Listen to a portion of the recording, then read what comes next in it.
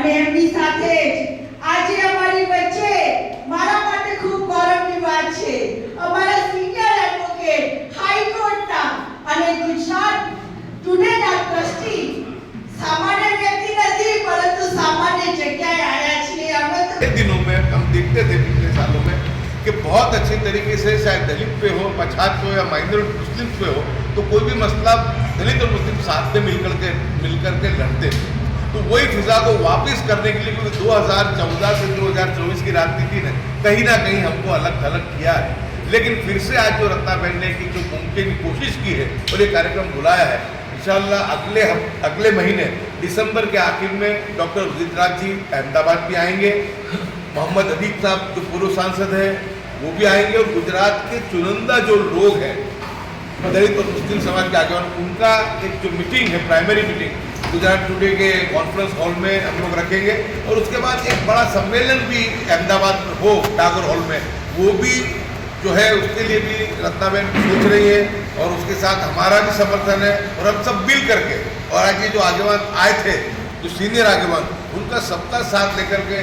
एक गुजरात में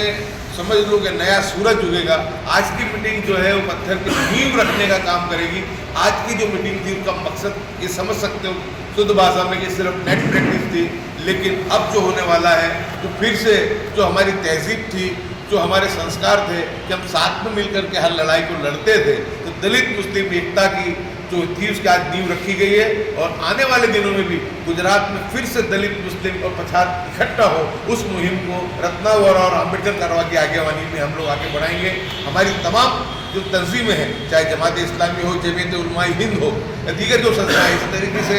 दलित समाज की जो भी हमारी संस्था है, जिस कलामी साहब की संस्था अलग से चल रही है, वालजी भाई पटेल से मिलने की बात हुई है, डॉक्टर गुर्जर साहब है, डॉक्टर सोलंकी है, ये सब मिलकर के एक संयुक्त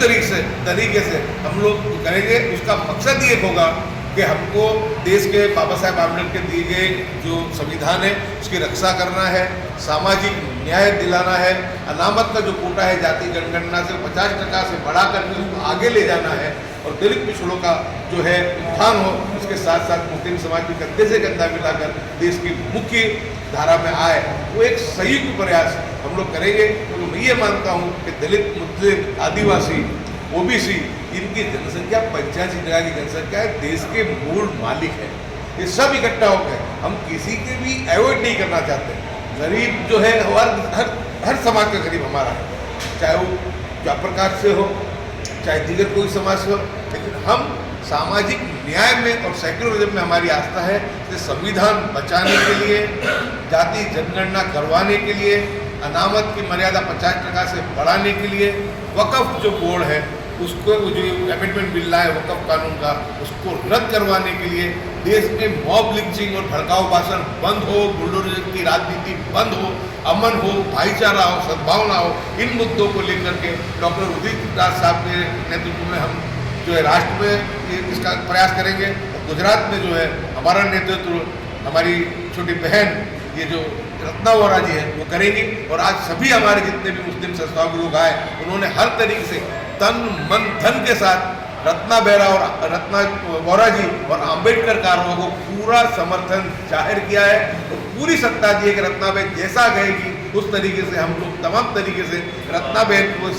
मुख्य आधार बनाते हुए एकता और भाईचारे को गुजरात को वापस लाने के लिए देश में कानून का राज पूर्ण स्थापित हो उसके लिए हम लोग काम करेंगे। आप सभी जानते हैं कि रत्नावरा जी गुजरात में कहीं पर भी कोई दंगा हो फसाद हो हर मसले को लड़ती, पैसे की भी कभी इन्होंने चिंता नहीं की है। कोई भी मुस्लिम कई किस्से मेरे पास है कि मुस्लिम मजलूम आए हैं तो उन्होंने बगैर पैसे लेकर के उन्होंने हाईकोर्ट के अंदर जिन बातों को उठाया है। अभी मुफ्ती गयूर साहब ने खुद ने कहा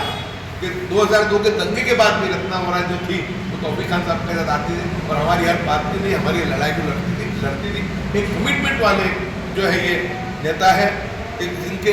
ब्लड में ही सेक्युलरिज्म है, जिनके ब्लड में ही दलित और मुस्लिम के लिए आधा प्रेम है, मोहब्बत है, तो उसको लेकर के हम लोग आने वाले दिनों में संविधान को बचाने की लड़ाई बाबा साहेब आम्बेडकर के बताए हुए रास्ते में चल करके इस देश को वापस सद्भावना और मोहब्बत और भाईचारा कायम हो हम प्रयास करेंगे। मुस्लिम समाज के साथ एक दो एक दर्जे का एक तरीके से व्यवहार किया जाता है, उस बात के लिए हम सब लोग एक विरोध करते हैं और एक जिस तरीके से बुलडोजर की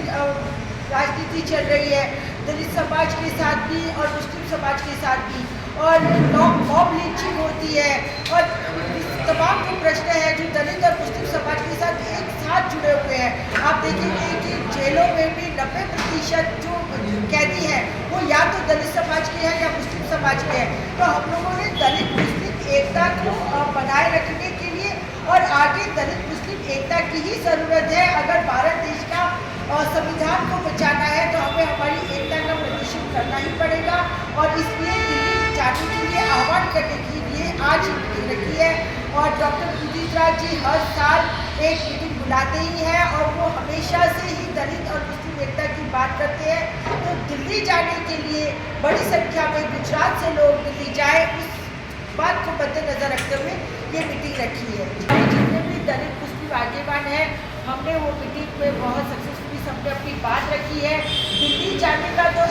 आह्वान है ही, अपील है ही, साथ ही साथ में भविष्य में भी गुजरात में हमें अब ये परिस्थिति बदलनी है, और हम सब महसूस कर रहे हैं कि जब तक दलित और मुस्लिम समाज एक नहीं होगा तब तक ये जो फिरका परस्त लोग हैं, मनुवादी लोग हैं, फासीवादी लोग हैं, इन लोगों को हम शिकस्त नहीं दे पाएंगे। और इस वजह से हमने तय किया है कि हम लोग फिर भविष्य में जल्द ही मिलेंगे, और उसके बाद मिलने के बाद एक और बड़ी मीटिंग का आयोजन करेंगे। हो सकता है महासम्मेलन अब हम गुजरात में करें। जी વેચાઈ જાય છે એ એની પેઢીનું કે આવનારી દિવસોમાં શું થશે એ અંગે વિચારતો જ નથી, અને કોને સપોર્ટ કરવો એ એને કઈ ખબર નથી. બસ એને તો પૈસા મળી જાય છે ને એટલે ત્યાં ભૂસકો મારીને સામેની પાર્ટીમાં જતો રહે. એટલે પહેલા એ લોકોને બધા પ્રેશર લાવવું જોઈએ, રૂબરૂ મળવું જોઈએ, અને એવા લોકોને તમારે સન્માન કરીને સ્ટેજ ઉપર બધા ફંક્શનોમાં એમને આગળ કરવા જોઈએ. અને જે બોગસ હોય એમને કાં તો બધા ઘેરી લો, સમજાવો, ના માને તો એને બોયકોટ કરો. એને કોઈ ફંક્શનમાં, કોઈ લગ્નમાં કોઈનો બોલાવવા નહીં તમે. सन ईस्वीनी जो शुरुआत थी हजरत पैगंबर ईसा अलैहिस्सलाम एमना 400 वर्ष पहले थी आपना ऊपर आ देश में अत्याचार થઈ રહ્યો છે. અમે તો અત્યારે છેલ્લા 5-10 વર્ષથી અનુભવી રહ્યા છે. આપ લગભગ 2,500 વર્ષ જૂનો આપણો ઇતિહાસ છે,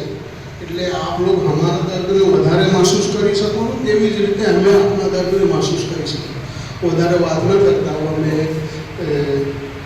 જે જૂનો અત્યાચારની વાત કરી,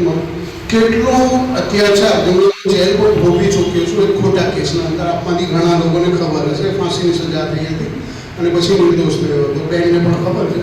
મારી બેરાકના સામે બીજી એક બેરાક હતી, 4 નંબરની બેરાકમાં અમે રહેતા. મારી બેરાકના સામેની બેરાકમાં એક ગરીબ દલિત, હું આજે બી એ વાક્યનો ઓર્ડર કરું, ખુદાની કસમ આપને રાજી કરવા માટે નથી કહેતો, મને રોવા આવે. ફક્ત 600 ગ્રામ ડાંગરની લોટમાં એક ગરીબ દલિતને 10 વર્ષની કેદ થઈ. 600 ગ્રામ ડાંગ ને એનાથી વધારે હેરતની વાત એ છે કે નીચલી કોર્ટને સજા આપી દીધી, હાઈકોર્ટ પેન્ડિંગ હતી, હાઈકોર્ટ ચાલે એના પહેલે એના 10 વર્ષ પૂરા કરી પડતા.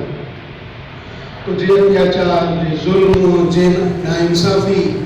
જે અપમાનીપૂર્ણ, એક બીજી વાત મારા ધ્યાનમાં આવી કે આપમાંથી ઘણા, ખાસ कर दलित समाजમાંથી